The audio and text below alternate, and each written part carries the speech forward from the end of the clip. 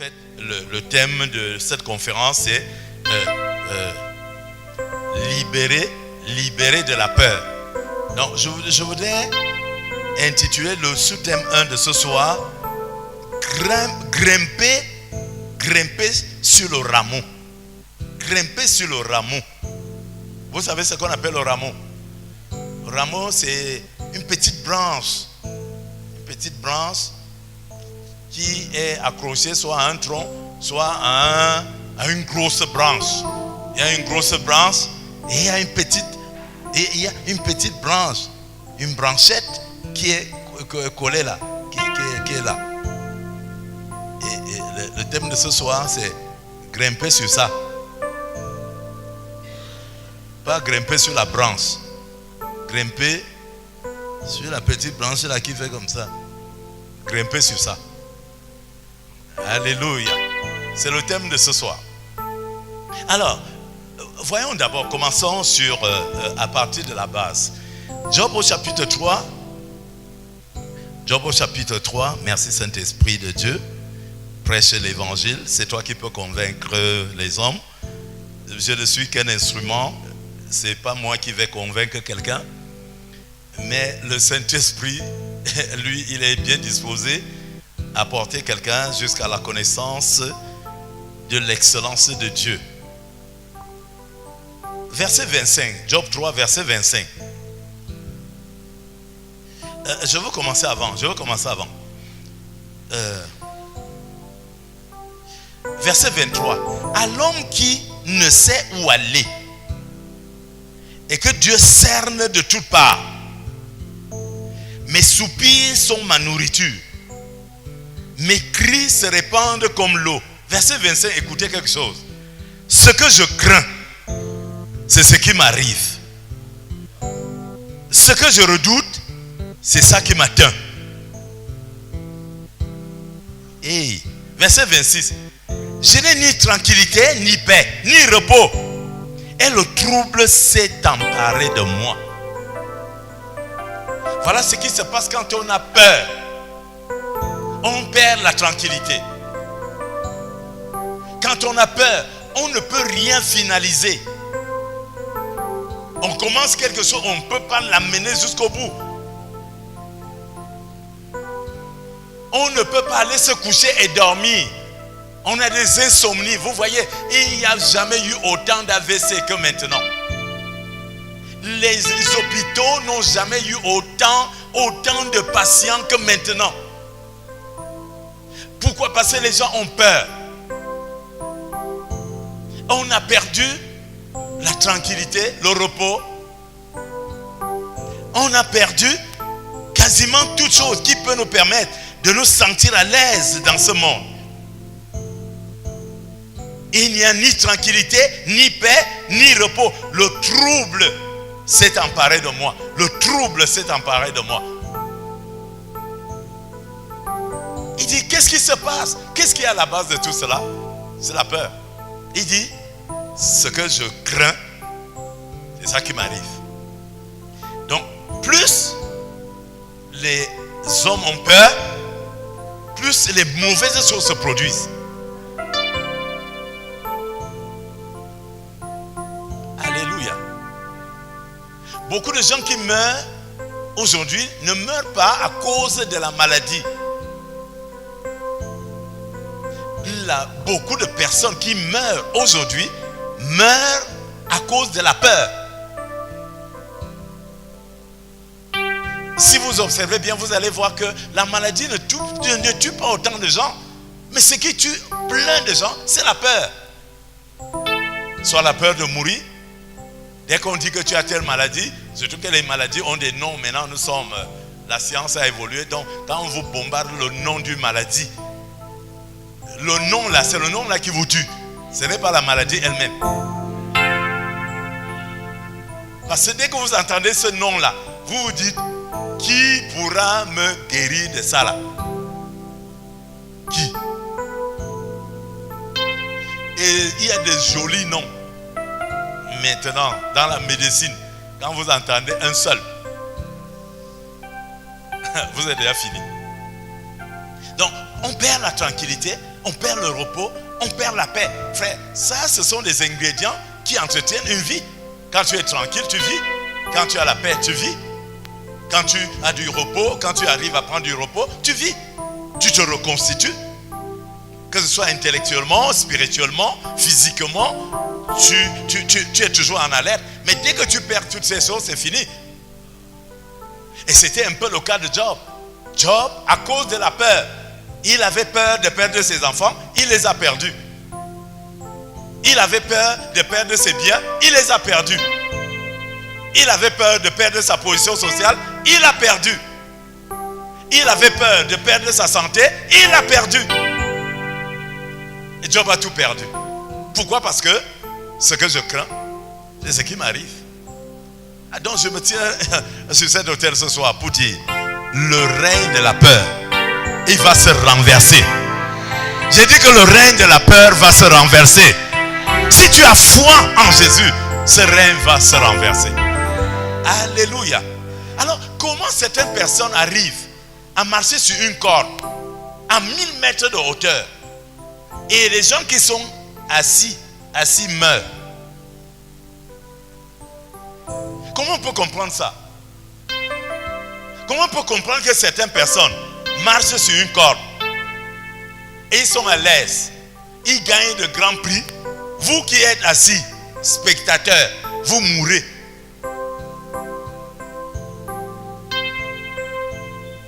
Alléluia. Et vous allez comprendre donc le sous-thème de ce soir. Je suis allé le trouver par l'Esprit dans Ésaïe au chapitre 11. Ésaïe au chapitre 11. Alléluia. La Bible dit, puis un rameau, quelqu'un dit un rameau. Puis un rameau sortira du tronc d'Isaïe et un rejeton naîtra de ses racines. L'esprit de l'Éternel, quelqu'un peut dire l'esprit de l'Éternel. L'esprit de l'Éternel reposera sur lui. Esprit de sagesse, d'intelligence, esprit de conseil et de force, esprit de connaissance, de crainte de l'Éternel. Moi j'appelle ça la plénitude de l'esprit. Il sera plein d'esprit. Alléluia. Il respirera la crainte de la maladie, la crainte des hommes, la crainte de ce qu'on dit à la radio, la crainte de ce qu'on voit à la télé. Il respirera de l'Éternel, la crainte de Dieu. Pas la crainte de d'autres choses. Il respirera. C'est-à-dire, quand il envoie le souffle, son souffle, la seule chose qui lui fait peur, la seule chose qui essaye c'est pas quoi, qui dompte sa vie, c'est la peur de celui-là qui peut donner la vie, qui peut enlever la vie, celui-là qui peut changer toutes choses. Alléluia. Il dit, ce n'est que sa crainte qui va habiter son cœur. Alléluia. Oh, gloire. Puisse quelqu'un qui écoute ce message pouvoir se saisir de cela. Frère, nous sommes enfants de Dieu. Regardez ce qui nous fait peur. Regardez vous-même. Chacun de nous se connaît. Vous savez ce qui vous fait peur dans la vie. Je me suis même rendu compte que même Dieu, nous n'avons pas la crainte de Dieu. Mais nous avons la crainte de mon travail. Est-ce que ça va donner? Et il y a des gens, et ils cherchent le travail. Le jour qu'ils trouvent, quand ils ne trouvent pas le travail, ils ont la peur de chômer. Le jour où ils trouvent le travail, ils ont la peur d'être licenciés. Donc ils sont toujours dans la peur, quelle que soit la condition. Alléluia. C'est terrible de voir ça. Mais la Bible dit, un rameau. Un rameau sortira du tronc d'Isaïe. Un rejeton naîtra de ses racines. L'esprit de l'Éternel reposera sur lui. Il respirera la crainte de l'Éternel. Alléluia. Je vais aller plus loin au verset 6 pour gagner du temps. La Bible dit, à cause de ce rameau qui va surgir du trône d'Isaïe, je vais expliquer ça un tout petit peu. La Bible dit, le loup loup habitera avec l'agneau. Qui connaît le loup? Qui connaît l'agneau? Vous pensez que cette cohabitation est possible? Qu'est-ce qui pourrait empêcher que le loup et l'agneau ne vivent pas ensemble? C'est quoi? Une seule chose, c'est quoi? La peur. Non? Quand l'agneau va voir le loup, je suis mort. Mais la Bible dit, quand le rameau là va surgir, le loup et l'agneau vont vivre ensemble. Qu'est-ce que cela veut dire? Ça veut dire que la peur va disparaître. C'est ce que Jésus est venu faire. C'est ce qu'il a apporté.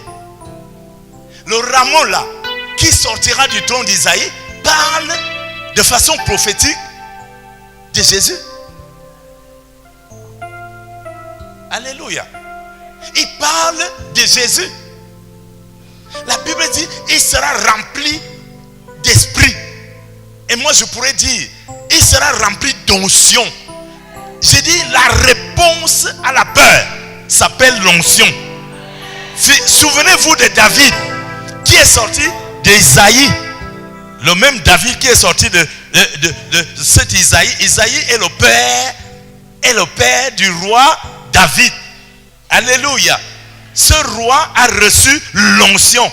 Et quand il a commencé à vouloir paraître, la première chose qu'il a rencontrée, c'est des loups, c'est des bêtes sauvages pendant qu'il était en brousse. Et quand il est sorti de la brousse, la première personne qu'il a rencontrée, c'est Goliath. Qu'est-ce qui caractérise Goliath? C'est la peur. Pourquoi Israël n'a pas affronté Goliath? La peur. Quand la Bible décrit Goliath, rien qu'à la description, tu commences à trembler seul. Alléluia. Mais le jeune David s'est avancé contre Goliath. Pourquoi? Pourquoi? L'onction.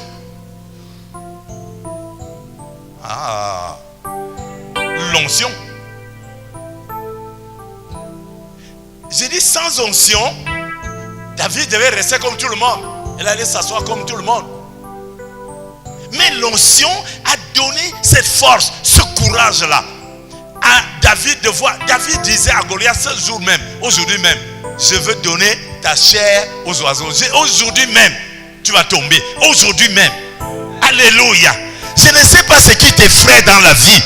Tu peux dire ces choses. Quand tu es sous onction, tu vas dire à ces choses, tu vas tomber. Et ces choses vont tomber. La Bible dit, ce n'est pas un esprit de peur que Dieu nous a donné. Ça veut dire, le Saint-Esprit ne s'accommode pas avec la peur. Ce qui manque aux enfants de Dieu, bien que nous serons dans les derniers temps et que l'Esprit a été libéré sur toute chair, c'est que nous sommes coupés du Saint-Esprit. Et dès que tu te coupes du Saint-Esprit, la peur te retrouve. Et je vais vous dire une chose. À l'école de Dieu, quand Dieu a commencé sur la terre à choisir des personnes pour collaborer avec ces personnes, commençant par Abraham, en montant, et Moïse et tout, la première chose que Dieu a faite dans leur vie, c'est qu'il les a mis face à quelque chose d'effroyable. C'est la première chose que Dieu va faire dans ta vie. Pour que tu sois un enfant de Dieu véritable, Dieu va d'abord te mettre devant quelque chose qui te fait peur. Pour tester l'onction que tu as reçue de lui. Dieu dit à Abraham, quitte ta patrie, quitte ta maison, quitte ton village, va à un lieu. Il ne lui dit pas où. Frère, quand vous avez déjà fait votre vie, vous êtes arrivé à l'âge d'Abraham, on vous dit, allez recommencer quelque part, vous ne savez même pas où. La première chose qui va vous gagner, c'est la peur. La peur de perdre votre position. La peur de perdre les acquis. Mais Dieu va dire à Abraham, quitte, va. Alléluia. Et quelqu'un va me demander où est l'onction dans tout ça. Frère, quand vous lisez la Bible, il va dire, je vous montre un tout petit peu. Oh, Gloire à Jésus. Quelque chose doit se produire. J'espère qu'on est ensemble. C'est une introduction. Si tu prends le départ, l'arrivée va être très favorable. Alléluia. Genèse au chapitre 15. Je notais ça à la volée comme ça. Genèse au chapitre 15, verset 1. Quelqu'un va me demander où est l'onction. Voici l'onction. La Bible dit, Genèse 15, verset 1. Après ces événements, la parole de l'Éternel fut adressée à Abraham dans une vision et il dit, Abraham, ne crains point. Où est l'onction? Je suis avec toi. C'est ça la l'onction. C'est ça là. C'est ça la l'onction. La présence de Dieu. Pas une présence, je ne sais pas quoi, passive comme ça. Pas une présence qui est abstraite, mais une présence vivante, une présence tangible. Il lui dit, quitte ton pays, quitte ta patrie, ne crains rien, je suis là. Donc qu'est-ce qui enlève la peur? Ne serait-ce que pour ce soir, c'est l'onction. Les enfants de Dieu aujourd'hui ne savent pas comment trouver l'onction. Vous savez, la Bible dit, vous passez le temps à frustrer le Saint-Esprit. Vous n'avez pas une bonne collaboration avec le Saint-Esprit. Parce que la Bible, la marche que vous faites, il y a un pied dans la volonté de Dieu et un pied dans votre propre volonté. D'après vous, l'onction se trouve où? Au milieu là.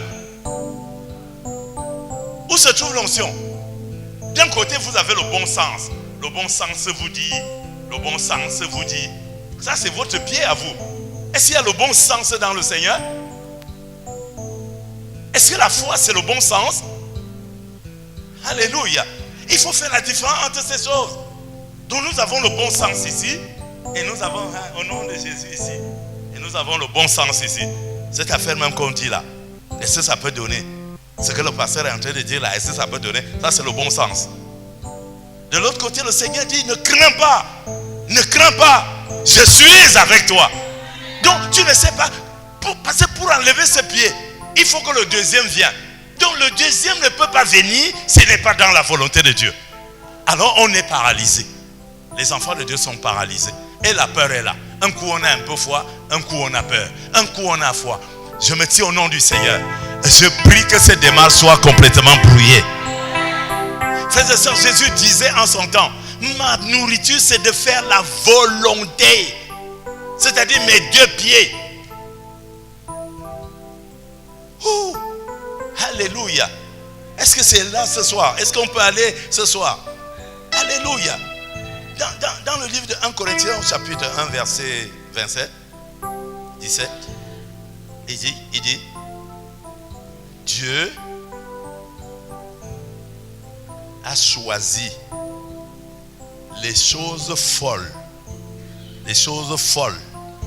du monde pour confondre les sages. Je vais vous poser la question. Est-ce qu'un fou a peur? Est-ce qu'un fou a peur? Si vous voyez un fou qui a peur, il n'est pas fou? Ah oui. Je vous dis, si vous voyez un fou, il fait comme ça, il n'est pas fou. Mais un vrai fou, même si vous parlez, même si vous faites quoi, vous allez le voir passer, même en pleine ville, il passe là. Même si vous dites quoi, un vrai fou n'a pas peur. Mais si vous voyez un fou qui a peur, il n'est pas fou. Vous voulez savoir si la personne qui est à côté de vous est folle? Faites comme ça. Si vous la voyez faire comme ça, c'est le mensonge. Amen. Donc, la Bible dit, Dieu a choisi les choses folles du monde. Donc, pour que l'onction marche dans la vie de quelqu'un, spirituellement, tu dois être dans ce que la Bible appelle la folie. La folie spirituelle. Alléluia. La folie spirituelle. C'est elle qui fait. Oh, quand Pierre voit Jésus marcher sur l'eau, il dit, hey, c'est qui si c'est toi? Fais-moi marcher. Il dit, viens. Et Pierre sort de la barque. Il commence à marcher sur l'eau. Ça, c'est un fou. Est-ce qu'un sage peut marcher sur l'eau? Sommes-nous ensemble ce soir?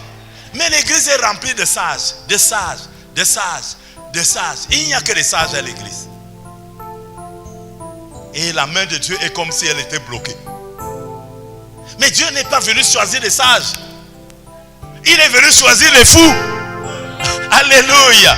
Il est venu choisir les fous. Pourquoi? Pour que les fous montrent aux sages qu'ils n'ont jamais été sages. Alléluia. Je vois l'onction du Saint-Esprit agir dans la vie de quelqu'un. Au nom de Jésus. Et c'est pour ça que la Bible dit, un rameau sortira du tronc d'Isaïe. Un rameau. Vous savez, si vous allez faire l'anatomie, je ne sais pas quoi, c'est les gens qui font des sciences, vous allez voir que dans les nerfs, il y a dans les nerfs d'autres rameaux, c'est-à-dire tu vois le nerf, mais à l'intérieur du nerf, le nerf qui n'est même pas déjà visible à l'œil nu, et à l'intérieur, il y a encore des rameaux, donc il y a encore d'autres petites choses plus petites, mais s'il suffit qu'une seule de ces petites choses soit endommagée, tout ton corps en souffre. Tu vas dire, il a mal au nerf. Alléluia. Donc le rameau, c'est cette petite, vraiment, toute petite branche insignifiante. Frère, vous ne pouvez pas vaincre la peur si vous êtes assis sur la grosse branche. Sur la grosse branche, vous vous dites, ici, je suis en sécurité. Quand le vent vient, tu fais comme ça. Donc ça va. Mais je vais vous dire, si la tempête vient, ce qui va quitter sur l'arbre, c'est la branche. Mais le rameau ne quitte pas. Parce que quand le vent vient, le rameau fait comme ça. Il fait comme ça. Il fait comme ça. Donc quand le vent vient de ce côté, il fait comme ça. Quand il fait... Mais la branche veut résister. Il veut résister et puis tu attaques. Bac. Alléluia. C'est pour ça qu'il y a tant de peur sur la terre. Parce que si vous voyez les choses derrière lesquelles nous nous réfugions pour nous protéger de la peur, vous allez rire. Vous allez rire. Vous voyez par exemple des grosses personnalités qui sont vraiment, vous allez voir un walk-and-note ici, l'autre là-bas, l'autre là-bas, l'autre là-bas, l'autre là-bas, l'autre là-bas, et puis on marche là, on est la peur, parce que walk-and-note. Mais je vous dis, si vous entrez dans le cœur d'un walk-and-note, la première chose que vous allez trouver, c'est la peur. Alléluia. Vous allez trouver la peur.